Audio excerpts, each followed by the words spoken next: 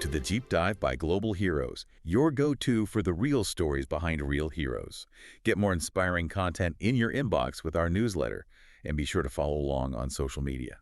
Today, we're looking into an organization with a really remarkable legacy. It's the New York Council Navy League. Yeah, it's a group focused on supporting our sea service heroes. Right. And it makes you think, how does an organization, started over 100 years ago, stay so relevant, so impactful today? Well, that's a key question because America fundamentally is a maritime nation. Our sea services, they're absolutely essential.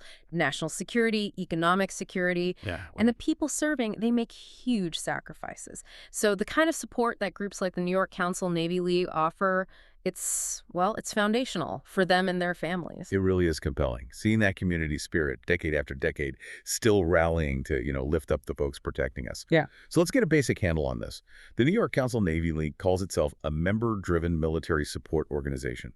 What does member-driven actually mean in practice? It really means the members power the whole thing.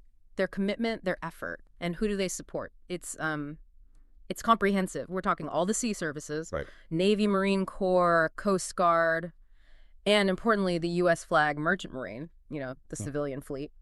Critical for logistics, trade. It's broader than some might think. And the history is pretty incredible. It goes back to 1902. That's right. Encouraged by Theodore Roosevelt himself, actually. Wow. And it's not just old. It's one of the biggest, most active councils out there. Mm-hmm. Over 700 members now.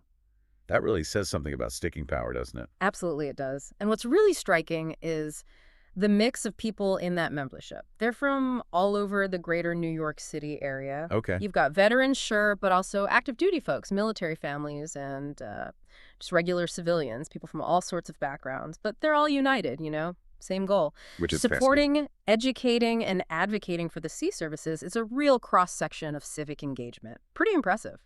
And their actual impact, the numbers are quite something. They serve about 10,000 service members annually and 2,000 local kids, too. How do they manage that kind of reach? They do it through a whole range of activities. Some are huge, like the New York Maritime Security Conference or the big one, Fleet Week New York, iconic event. Right. Everyone knows Fleet Week. Exactly. But they also do smaller things, national security briefings, for instance, and honoring top enlisted personnel at the units they've adopted. Each activity has a point.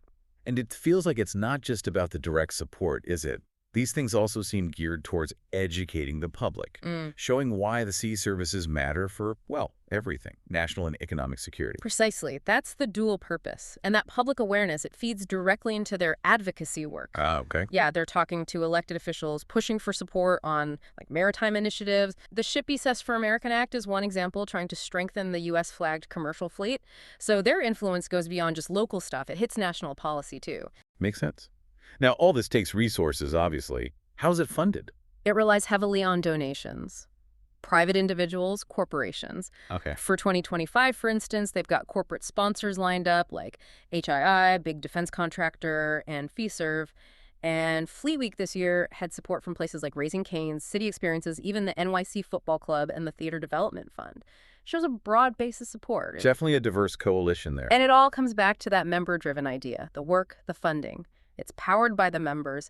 They really encourage people to check out their website, nynavyleague.org. Good resource. Yeah, you can learn more, maybe attend an event, donate if you can, or even become a member. Join that legacy of support, for the folks protecting us out on the water. It really is an inspiring picture, a community just consistently showing up for those who serve, making sure they feel valued and connected. It does make you think, though, how do organizations like this one manage to bridge that gap?